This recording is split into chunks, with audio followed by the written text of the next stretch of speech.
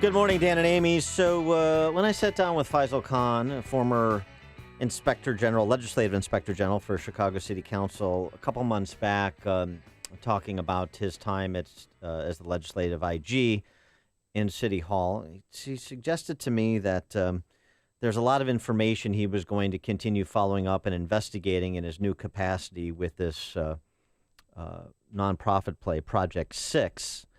And said there are incumbent aldermen, who he has referred some of the work he did to authorities, and there are aldermen he thinks that are going to ultimately wind up on the wrong side of the bars, which is nothing new in Chicago, but, Oh, does he have a list of aldermen he'd like to share with us this morning, Dan? Well, I mean, it's nothing new, but it doesn't mean it's a bad thing with the systemic corruption in the city of Chicago, the political culture here. And so Project 6 released a little bit of an investigative report on one alderman, Brendan Riley, who's my alderman.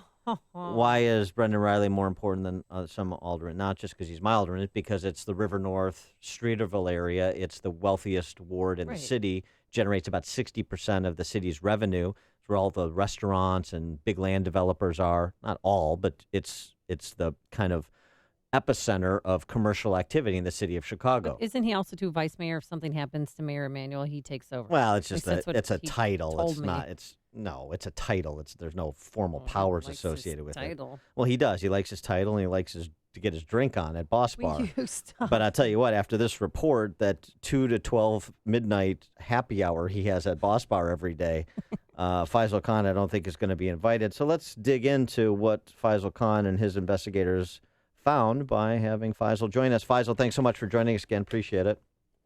Morning, Dan. Morning, Amy. So the crux of this is that Brendan Riley has a registered lobbyist as his effective chief of staff, while this registered lobbyist named Madeline Hill or Madeline Deering represents some of the largest real estate developers in the city. That seems to me that the centerpiece of this, but why don't you provide a little bit more context and detail?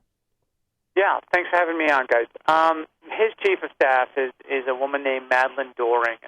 Ms. Doring was his chief of staff in the 2000s. She left city service for a little bit, went into the private sector to a public relations firm, and then came back to Alderman Riley again to serve as his chief of staff. Now, technically, she's not on city payroll. She's on his political payroll, where she's listed as a staff member and takes in about $10,000 a month. There's a benefit to that. There's a reason that you do that is because you can't be a lobbyist and a city employee. Ms. Doring, after coming back to work for Alderman Riley, re-registered as a lobbyist for, like you noted, Dan, two of the biggest development firms in the city, M. Fishman Co. and Wirtz Realty. Wirtz, obviously, have to do with the Cubs and the Hawks. And you also noted that Alderman Riley is in one of the most expensive money-raising wards in the city. That's where the development happens, in the heart of downtown. So here you have a registered lobbyist who knows she's working as a chief of staff to the alderman and re-registers as a lobbyist and still has the ability to whisper in the alderman's ear when he decides what projects go forward and what projects do not go forward.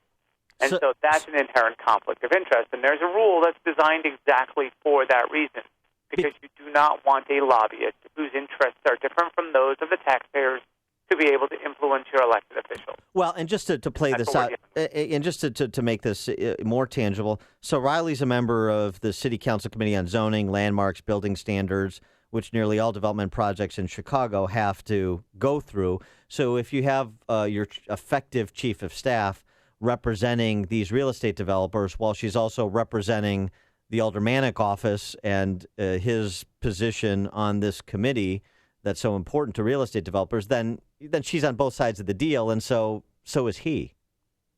Hey, well, that's exactly it, and we proved that. We've FOIA'd a bunch of emails. We show that Ms. Doring has had contact with numerous developers. She's simultaneously advocated for Alderman Riley in his decision-making process. So there's just a clear inherent conflict of interest. Now, Alderman Riley may argue, well, she's technically not a city employee, but that's okay. But that's certainly still violating the spirit of the law. law and just by finding a loophole and putting her in it. The idea is simply that you do not want someone trying to tamper with your elected official when making these huge decisions about what buildings should or should not go up, what kind of money is being handed out and spread out. And yet this is a situation that we have, and Ms. Doring herself has said that's exactly what's going on. Well, Faisal, are there other aldermen that are in the same situation? We're looking into that currently too, Amy, but this one was so glaring because of the prominence of Alderman Riley that's where we started. We received information at Project 6, and you can see our report on our website at thesecret6.com or Facebook/Secret6, where we break it down exactly how potentially problematic this one is. The point that I think you're making, and that's incredibly important, is that aldermen do seem to be able to do whatever they want. And they've been able to do whatever they want in this city without any real ramification for a long time. Except Riley's been able to hire whoever he wants, and so have others. Well, and the interesting thing, right, except for the less skilled thieves who take $500 bribes in envelopes, and that's easy to convict them, but more complicated schemes that kind of violate the spirit and do an end run around the ethics laws and other laws, frankly. You're right; they seem to get away with them. Now, one of the other issues here too with Madeline Doring, this chief of staff, effectively to Brendan Riley, is she fundraising on his behalf too, with respect to her clients on the lobbying side, or with respect to developers and other applicants that have to move through Brendan Riley's committee? Yeah, that's a great point. And the thing is that since she's not a chief of staff on the books, she doesn't have to disclose a lot of information. So we really don't know what's going on because the system works on an honor system basis. So this is only dependent upon what they report and what we can FOIA. So that limits, obviously, the information that we can get out of it. And let me clarify one other thing, Dan. While I say she's violating the spirit of the law in this particular area, she's breaking rules in other areas.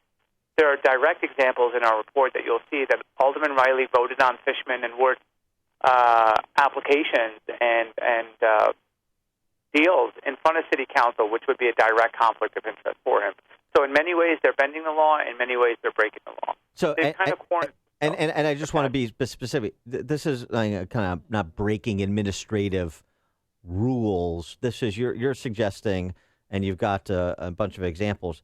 This is a violation of city ordinance. It's a violation of the law. Yes, absolutely no question about that. So what can happen to Alderman?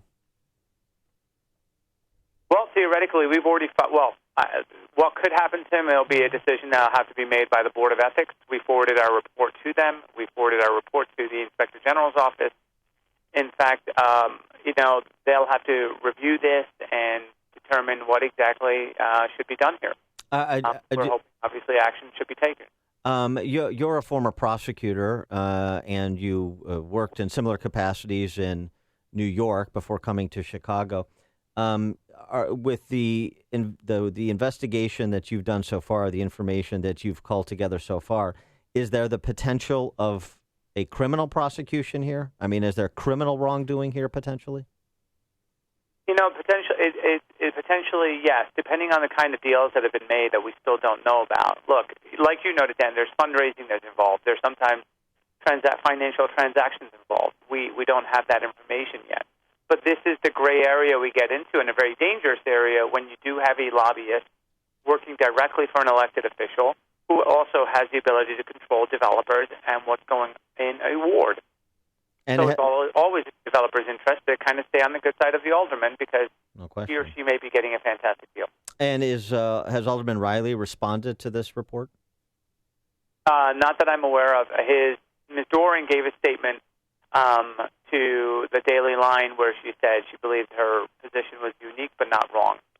Could they right, of course. Could they say that your reporting or that this Project 6 is biased in any way? That you're just trying to peg alderman? Yeah, no, Amy, we've taken a lot of different accusations, but it's funny because they're never actually ever about the substance of the report. And so I'll be happy to discuss with anyone where we've gone wrong in our report, what information we missed, what we didn't cover, or how we made a mistake, or how someone feels like we targeted any particular one.